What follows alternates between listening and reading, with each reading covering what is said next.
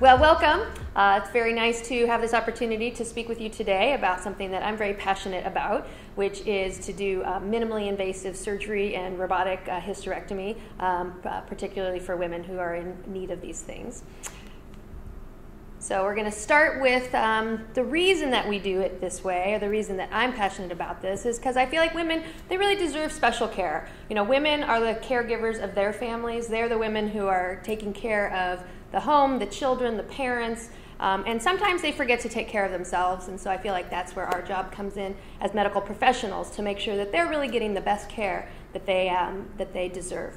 So we're going to talk a little bit about how you can get back to surgery, or get back to your life more quickly if you do need surgery. So a little bit about me. I was born and raised here in the Bay Area of California, born at O'Connor Hospital, not far from here. And I've been practicing robotic surgery since 2009.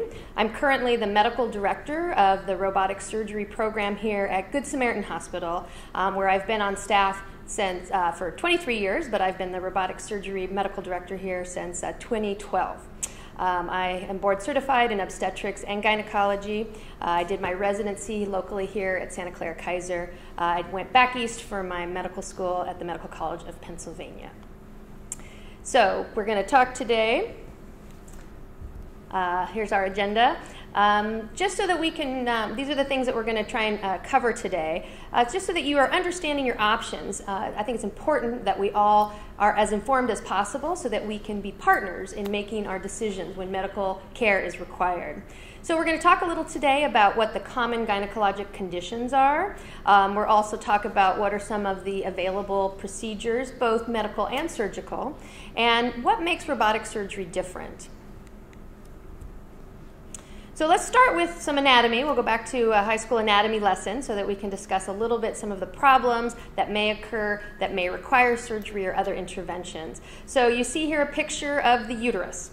And the uterus is made up of different parts. You can see the loopy parts on the side that are the fallopian tubes. That's where the eggs will travel from the ovaries, you can see, that are right next to the uterus. And then the big part of the uterus, what is also known as the womb, that is the primary part of the uterus there. The uterus is made up of the muscle. It's primarily a muscular organ. That's what's going to push out a baby. So most of that uterus is a big muscle. But there's a lining inside that uterus, which is the endometrium. And so that's the part that each month is thickening up, waiting for pregnancy, and then shedding as a period if you're not having a pregnancy. The very lowest part of the uterus is the cervix. So you can see that there right at the very top of the vagina. It is part of the uterus. It's just the lower portion of that. So you notice there that the ovaries are very, very close to the uterus for obvious reasons, but they are separate. They are not part of the uterus. They come with their own blood supply. They're held nearby for their functioning, but they are not part of the uterus, and they will function very differently. Now, before we go on, some of the problems or some of the conditions that can happen in this organ, fibroids are one of our very, very common things that can happen. Fibroids are benign tumors almost always. They do come from that muscle, that thick muscle in the uterus, and they're benign overgrowths of that muscle. So they're not cancerous, but they can sometimes cause quite a bit of problems in symptoms. Adenomyosis is where that endometrial tissue goes into the muscle, and that can cause very painful periods. Endometriosis has some of the endometrial tissue goes out those tubes into the abdominal cavity. That can also cause pain primarily. There are also issues with pelvic support, where some of those supporting mechanisms are now loosening, and so things are falling, called prolapse. And then a very common symptom is just excessive and irregular bleeding. Sometimes we have another reason for that, as described above, and sometimes we don't ever have a real good reason for it. So what are the symptoms that you might have if you have one of these issues happening in that uterine area? Well, some very common gynecologic conditions, a lot of them have very similar symptoms. So pelvic pain or pressure is extremely common. Sometimes this may be cyclic, that occurs before your period, during your period, and then goes away for a period of time and keeps coming back as you cycle. Sometimes it's more constant. Abnormal uterine bleeding, extremely common symptom that something else is going on inside. So your periods may become longer. They may have bleeding between your period. You might have bleeding after you've gone through menopause. That's never normal. So these are some symptoms you might notice. Anemia. If your blood count is low, if your doctor tells you are anemic, that is not normal.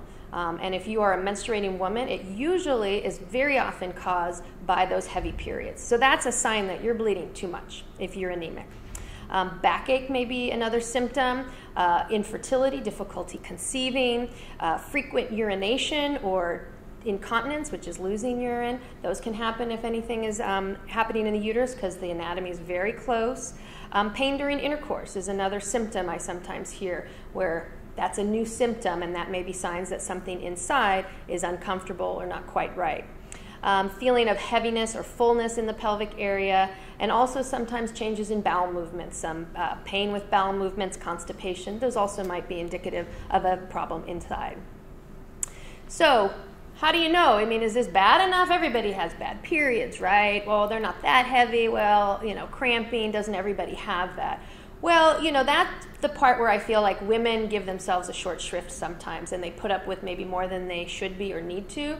When it starts interfering with your activities, if there's a day that you feel like you have to work from home because you're bleeding too heavily, if you're having to take, large doses of medications because your periods are painful, if it's starting to really affect your daily living, those are not normal periods, and it might be time to seek additional evaluation.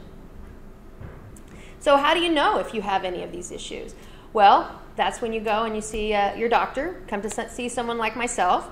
And so what we do then is we will evaluate those symptoms. And so we're going to be asking your questions, sometimes just your symptoms and the history are going to give us quite a bit of indication as what might be going on. We'll be performing a pelvic exam to try and check those organs and see if there's any obvious abnormalities there. We may add some additional imaging is very common. A lot of times we'll do a pelvic ultrasound, which is one of the very best ways to look at the pelvic organs, both the uterus and those ovaries. We might do other testings like MRI, a hysterosonogram, a hysterosalpingogram, or a hysteroscopy. So there's a lot of different ways we may evaluate you to see exactly what the issues are and how we can best treat those. So what are your options? So let's say you have fibroids or heavy periods or having some of these symptoms. Do we have to go straight to surgery? Of course not. That's always going to be our last case scenario. And in fact, most things these days we can treat without needing surgery. So I think that's important for people to know. Sometimes people are afraid to come and, I don't want to have surgery. Well, that's actually not a given, and in fact is one of the least likely things for treatment. Because sometimes this is going to be temporary, sometimes it might be normal. So watchful waiting might be most important for you. A lot of times medications can help with these symptoms. Hormone therapy might be helpful. We also have intrauterine device, or IUD, which has been helpful with a lot of these symptoms. Sometimes certain lifestyle changes women will notice can make a big difference in their periods or some of their symptoms. There are pessaries, which is a device we use for the prolapse symptoms. And again, as basically a last resort, surgery is an option. And that's where we're going to spend our time talking primarily today, a little bit more about the surgery, but just to make it clear, that is not the first choice, and we do that when we need to. But let's talk about gynecologic surgery, because the terminology can sometimes be a little confusing for people. So there's going to be a lot of different types of surgery. Hysterectomy is removal of the entire uterus. So that is going to fix a lot of problems for good. Obviously, that's not going to be used in anyone who's still considering fertility, who still wants to have pregnancy. And again, this is in general kind of your last case scenario. But there are definitely times when it's your best situation as well. But other than hysterectomy, there's also something you may have heard of called a myomectomy.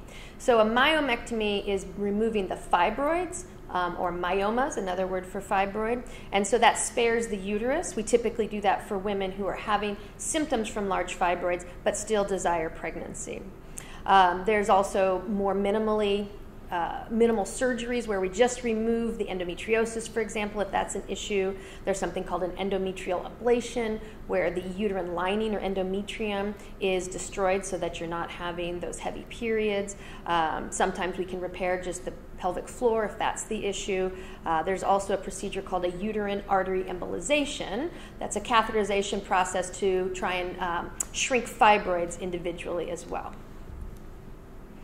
But we do end up with hysterectomies some of the times. Despite all of our best efforts at trying medications and lifestyle changes and things, there are times when it really is just the best option for a woman.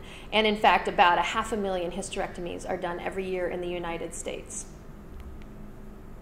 So again, terminology. What is a hysterectomy? There are some different ways you can have a hysterectomy. Hysterectomy, the word means removal of the uterus.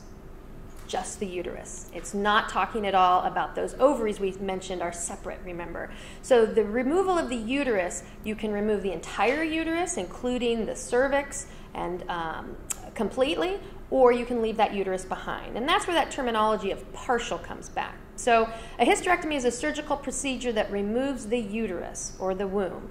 But a partial hysterectomy removes just the uterus, leaving that cervix intact. And you can see in this picture just the top of the vagina, there's that little cervix left behind. But the majority of the uterus is removed, except for that cervix. And in this picture, the tubes and the ovaries have been left behind. Now, when we talk about a total hysterectomy, we remove the entire uterus, including that cervix at the top of the vagina. So that's different. In lay terms, a lot of people think that a total hysterectomy means that your ovaries are also removed. In medical terms, that's not the case. So it's just a difference in terminology. So when we talk about a total hysterectomy, we are only talking about your uterus. So I think that's important. A lot of women want to retain their ovaries, and we generally want to have you retain them as well because they're still functioning.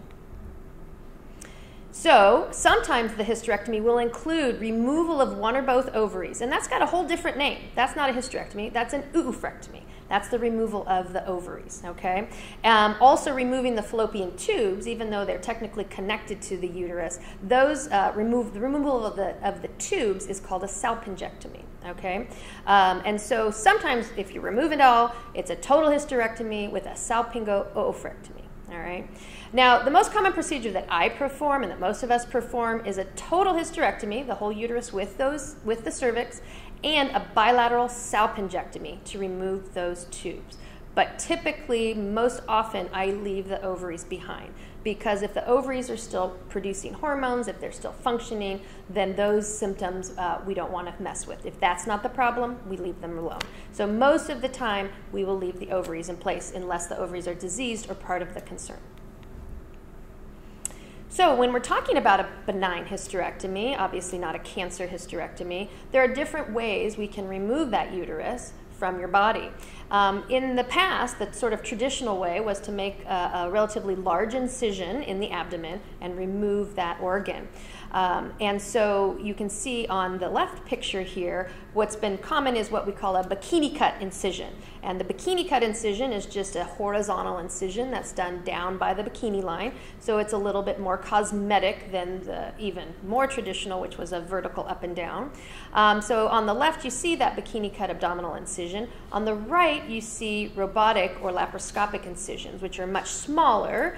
They can be a little bit higher. And minimally invasive surgery, there are actually 3 different types of a minimally invasive hysterectomy. One type is a vaginal surgery, and that's where the whole uterus is actually removed through the vagina, and there are no abdominal incisions whatsoever. A laparoscopic surgery is done through the small incisions in the abdomen, and a robotic-assisted laparoscopic surgery uses the robot to assist that laparoscopic surgery, and we'll discuss that a little more. So what are the benefits of having a minimally invasive surgery, one of those 3 types that we just described, instead of this large incision? Well, here's a picture of an incision of a woman who's had one of those bikini cut incisions. And you can see that cosmetically, it doesn't look bad. This is a very well-healed abdominal incision. And if she pulls her bikini up, she'll be able to hide that scar. But that's a very large scar. And the scar size on your abdomen, there are a lot of nerves on your abdomen, and that scar size is really going to dictate how your recovery and your symptoms are afterwards. So that larger scar, I mean, it's usually over 10 centimeters. And there's because you have this opening into that abdominal cavity, there's an increased risk of infection from that larger scar. That larger scar is going to, of course, cause more pain. Typically, you're going to require narcotic pain medication, and that, has its own side effects, the narcotic. Typically, after an abdominal incision, you're overnight, several nights in the hospital, just so you get the pain under control and so forth. There's also an increased risk of blood loss because of that larger incision. Typically, we don't allow driving for a minimum of 2 weeks after the larger incision. And so your full recovery on average with the larger incision or the abdominal incision is around 6 to 8 weeks. Now, when we talk about minimally invasive surgery, we've known for years that there is definite benefit for having those little small incisions, all right? And what's happening with the smaller incisions is we're putting a camera and instruments inside the abdomen so that we can basically disconnect the uterus and the tubes, if we're taking them, from above. And then we're going to remove things typically through the vaginal opening. So this is a picture showing a woman who'd had a robotic surgery. This is about 2 weeks after her surgery. This is one of my patients. You can't see her fourth incision, which is in her belly button. That's healing very well. And then you can see 3 small incisions on the outside where the instruments and the camera were placed. So typically with a robotic approach, you have 4 incisions, and each is about 8 millimeters. So instead of 10 centimeters, you've got 0.8 centimeters of those incisions. So that's going to significantly decrease the number of nerves you have hurt and therefore the pain involved. So there's also going to be a decreased risk of infection from those smaller incisions because there's less exposure to that internal cavity. There's significantly less pain, which is going to give you less narcotic use. The blood loss is also greatly reduced through those small incisions. And so typically that's going to affect, obviously, your recovery. Most of these patients are going to go home the same day or maybe one night in the hospital. Driving, again, is really going to be dictated by your pain and your narcotic use, so that's going to come back much more quickly. And so in general, these patients have a recovery of more like 2 to 4 weeks. So it's a significant decrease. So let's talk about those minimally invasive options for a minute, because why robotic surgery? If we have traditional laparoscopy, which we've had for quite some time, why do we need the robot at all? Why can't we do everything through these small incisions? Well, the traditional laparoscopy has some limitations to it. If you look at this picture here, this picture is from about 1991, so the early 90s is when traditional laparoscopy was first used for benign hysterectomies. And you can see 3 practitioners, 3 doctors, maybe a nurse there standing around the patient, and they have these long instruments that are going through those little tiny incisions in the abdomen, and they're looking up at a camera, or I should say a video of the inside. So they're watching what they're doing. One of those instruments is a camera, the other are instruments that are performing the surgery. So they're standing at the bedside and they're doing those things. The traditional laparoscopy, we also call it straight stick. Because it's like a long straight stick that goes through, and it's going to have cautery on it and scissors and so forth as needed for the surgery. So there are some technology limits to that, however, because that surgeon is standing at the bedside. Somebody is standing holding that camera. If you've ever tried to hold a camera that's magnified, there can be a little tremor involved, and this is a 2-dimensional picture that's projected onto that video screen. And so those instruments, as I mentioned, are rigid. They go in straight, and they have their instrument at the bottom.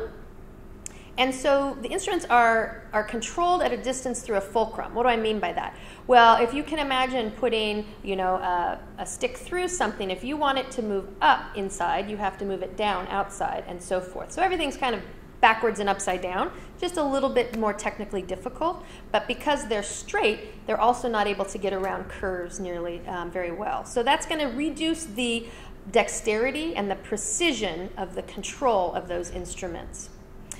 Also, you get a little more fatigue from the surgeon because you're standing at that bedside and having to do it from that way. The surgical assistance is somewhat limited because they're standing all very close together right around the patient. So the bottom line about laparoscopy is that it can make more complex procedures very difficult to perform. Laparoscopy is wonderful for a lot of situations, and things like tubal ligations and cysts and very, very simple hysterectomies without a lot of complications are very, very excellent for traditional laparoscopy and allow a woman to have a minimally invasive surgery. However, not all surgeries are that straightforward. And when you get to more complex anatomy and problems that are requiring surgery, sometimes that straight stick or that vaginal surgery is just not going to be a safe approach. So these are technology limits before we had robotic surgery. We're going to talk about why can't they all be done in these minimally invasive ways. So this is another picture of the anatomy, and this time the woman has been cut in half so that you can see where that uterus is in the pelvis. And you can see to the right on the behind the uterus, if you will, that's the rectum coming down very close. And then to the left, you can see the bladder. That organ right in front of the uterus is the bladder, and the uterus is right in between, and you can see one of the tubes and ovaries highlighted there. So one of the important things is to notice how close the bladder and the uterus are. And particularly if a woman has had a cesarean section, what happens is the baby comes out of that uterus and the incision is very, very close to the bladder. So you can sometimes get some scarring from that previous surgery if you've had a cesarean section. And the other, so some other limitations for the minimally invasive procedures or approaches to a hysterectomy. If you have a large uterus, and most fibroids make your uterus quite large, those fibroids, even though they're benign, they can make the uterus as big as a 4 or 5 or 6 month pregnancy. And so that's going to be very difficult to access the parts of the surgery that you need with those straight instruments. If you've had that previous abdominal surgery, either a cesarean section, which is extremely common, or other surgery that may have scar tissue in there, it's going to be more difficult to access and more dangerous because you're going to want to be able to see everything very well. If you have pelvic pain or the endometriosis is suspected or is known, that's another cause of scar tissue, which makes the procedure much more technically difficult.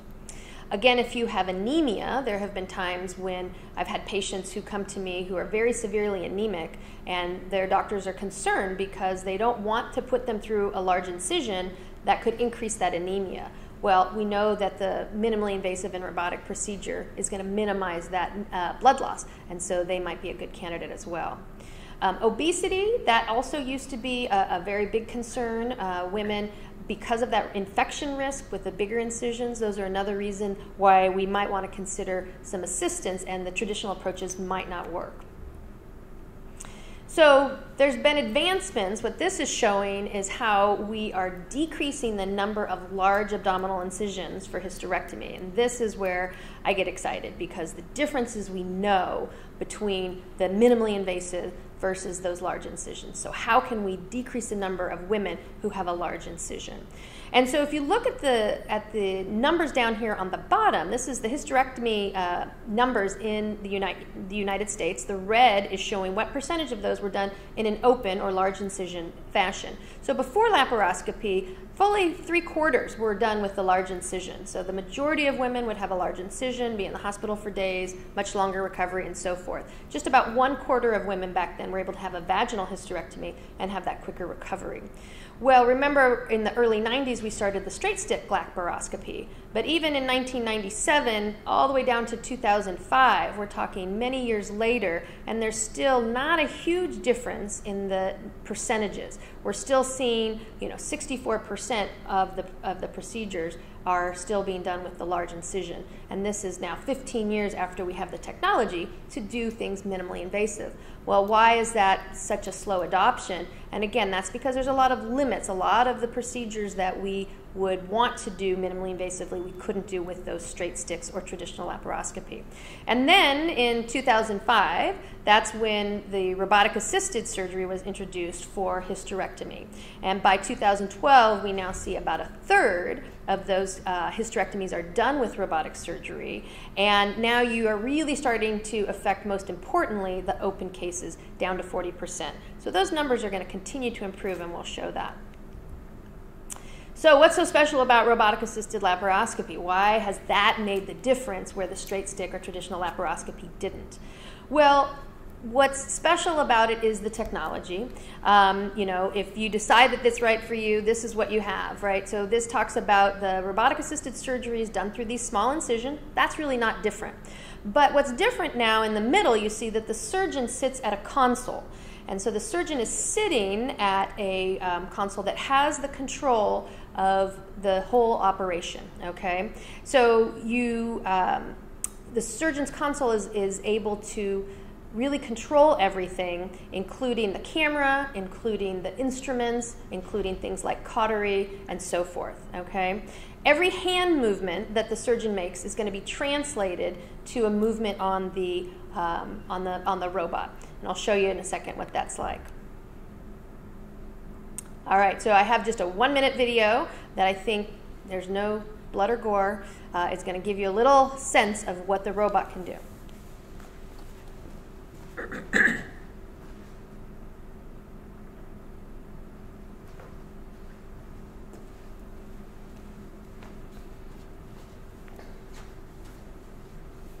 So we're going to do some origami with the robot. And what you'll see are these instruments that have very fine precision movements. They're able to hold things, they're able to move things, and the important thing that you see here is a wrist. So these instruments are wristed, just like the surgeon's hand would be if her hand was inside doing open surgery. And what that allows you to do is to move it. And now, because the robot is controlling the movements, as soon as the surgeon moves her hand one way, the robot does that exact movement and stops when she stops and moves when she moves. And so it allows for quite a bit of precision.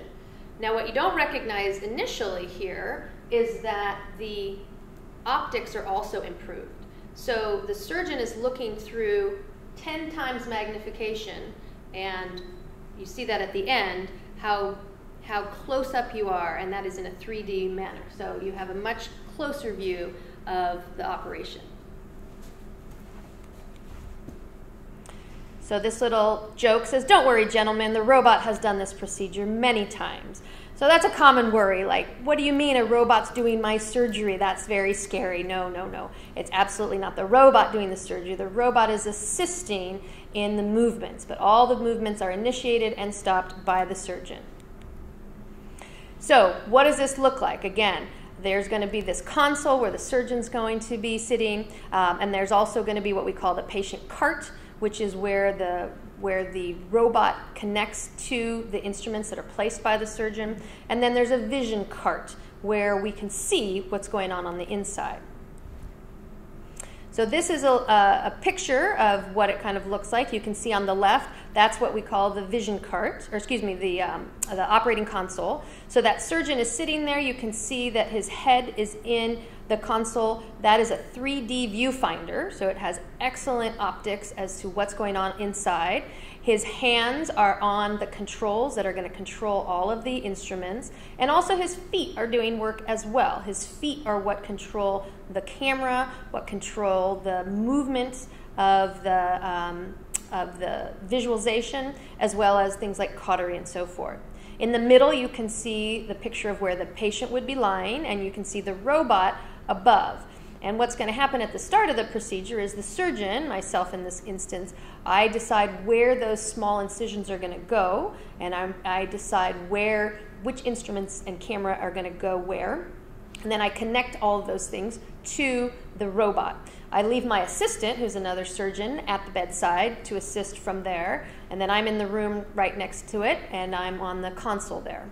You can also see to the right what we call the vision cart. So that's where the video plays, if you will, for those in the room. Again, the surgeon's looking through the console, so has an even better view. So this is me in the OR. On the left, you can see me standing in front of the robot with those arms. There are actually 4 different robotic arms there. And behind me is the vision cart. That's where the video of what's happening on the inside is being sent into the room. And then on the right, you can see me sitting at the surgeon console. And so my head is out, but you can see where the vision console is, where when I put my head in there, I see everything in a 3D fashion, and it's 10 times magnified. You can see where my hands are on the controls. And again, those controls are going to be mimicked by the robot. So if I move to the right, the instrument moves to the right. It also has little pinchers, so I can open and close instruments, and it has those wrists. So just like I would be operating with my hands, that's how the robot is going to follow my movements exactly. When I pull my head out of that console like that, everything stops. Nothing can possibly happen or move unless the surgeon is engaged in there. So there's a lot of safety features built in. Down at the bottom, you see the little blue and yellow pedals. Those are for additional, that's moving the camera, as I mentioned, as well as things like cautery. So that's how the surgeon has complete control of what's going on inside. So that's how it works. And so how is this better for the patient? Well, now we're getting more and more minimally invasive procedures for hysterectomy, finally. So you can see from these graphs here from, well, I can barely see, 2008 to 2014.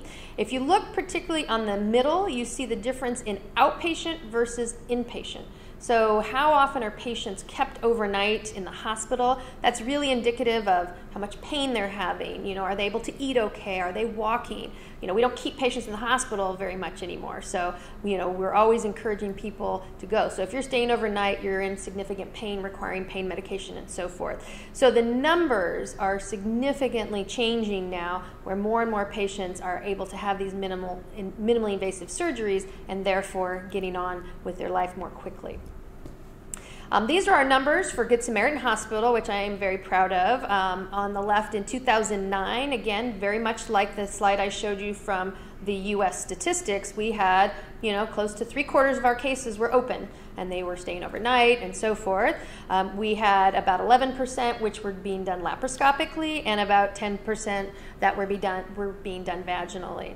And up to 2014, the most important number to me is seeing that blue number go from 73 down to 34%. So just 1/3 of the patients were still requiring an open procedure. And what's great about robotic surgery also, not only does it have more patients that you can do minimally invasively, it has increased the expectation that minimally invasive surgery should be the first choice. It's the best for the woman and the patient. She's going to recover faster. So if you can do it laparoscopically, if you can do it vaginally, that's fine too. Those patients are also going to go home. So you see that not only is robotic surgery increased, but the other minimally invasive surgery procedures are also increasing.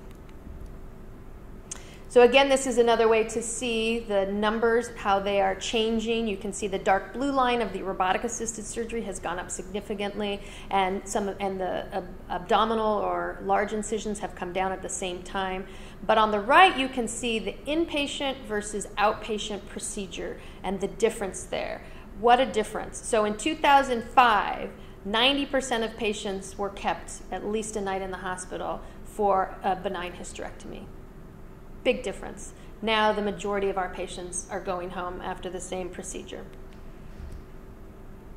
So there's a lot of published studies, which I'm going to kind of summarize here, but this is not just seems better, but they've actually had head-to-head studies. What's the difference in recoveries and symptoms and all types of things when you look at the different types of hysterectomy? And a review of these studies really talk about a lot of the potential benefits that you have.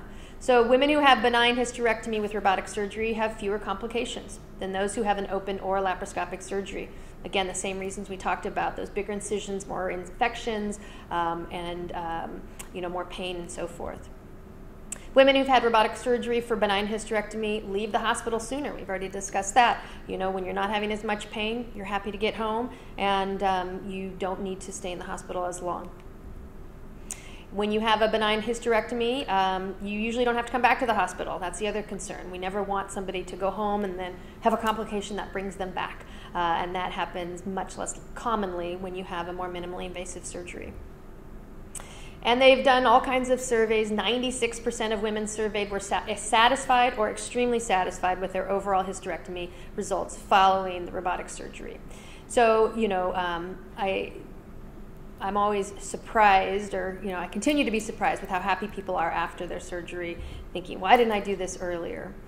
So when you put that all together, and some of the organizations that give us our advice are now saying, you really got to look at this and say, why would you not do minimally invasive surgery? There certainly are times when it is not feasible for the anatomy involved or the patient involved. But this is the American Association of Gynecologic Laparoscopists. This is their position statement. When hysterectomy is necessary, the demonstrated safety, efficacy, and cost-effectiveness of vaginal hysterectomy and laparoscopic-assisted hysterectomy, including robotic, mandate that they be the procedure of choice. So you really should make sure, if you need a hysterectomy, that there's a good reason that it's not being done minimally invasively. So surgeons who don't have that training really should be talking to, you know, referring those patients to somebody who does. And again, I'm going to go back, finish up by saying, you know, women deserve this special care, and I feel like they need somebody to remind them that, you know, they deserve to have the most minimally invasive surgery so that they can get back to their lives more quickly. And, you know, as I've been doing robotic surgery now for 10 years, certainly the vast majority of my patients are done robotically. And just in the last month, I've had an instance where I've had 2, now 3 abdominal hysterectomies, which are very rare in my practice now, but for anatomic reasons, these needed to be done this way. And I'm so used to seeing the women come back in their post-ops for the robotic surgery telling me, I didn't take any pain medicine, and, you know, it's been 2 weeks, when can I go back to work? And, you know, it's kind of the norm, what I'm seeing. And now to have people come back with those incisions who are healing very well, but still not moving as quickly, not, you know, having more pain, it's dramatic, the difference between having a large incision and having small incisions. And that's why I feel very passionate about, you know, offering this to women and making sure women are educated as to their options so that they can have the best surgery for them that's going to get them back to their busy lives most quickly. So there's a list of references should you wish to see those, and this is a nice bird in the Santa Cruz Harbor. So hopefully there'll be questions at the other ones, and